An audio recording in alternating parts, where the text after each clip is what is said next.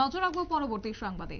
প্রয়াত প্রাক্তন সাংসদ খগেন দাস তার স্ত্রী অনুপমা দাসকে আজকে পার্টির রাজ্য দপ্তরে এবং জেলা কার্যালয়ে শেষ শ্রদ্ধা জানানো হয়েছে।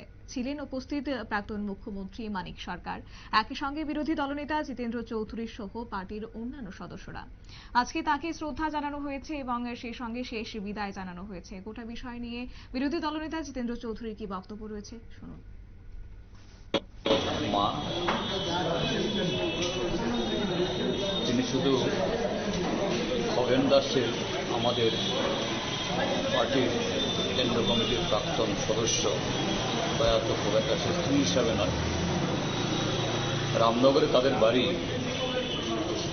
সেই পার্টি যখন সরকারে আসেনি বা পার্টি গঠনের শুরুর দিনগুলি আমাদের পার্টির যারা কর্মী তাদের মিলিত হওয়ার অন্যতম জায়গা ছিল। তিনি ঠিক সেরকম প্রকাশ্য কোনো কর্মী ছিলেন না, ঠিক,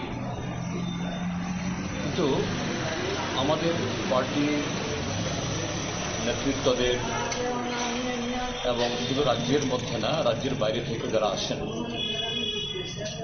তাদের খাওয়ানো, পড়ানো, থাকার ব্যবস্থা করা,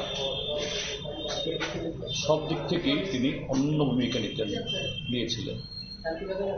তো সেদিক থেকে সেরকম যে প্রকাশ্য নেত্রী না হলেও অন্তরালে থেকে আমাদের পার্টিকে গঠন করার ক্ষেত্রে, এগিয়ে যাওয়ার ক্ষেত্রে বিরাট ভূমিকা পালন করেছেন।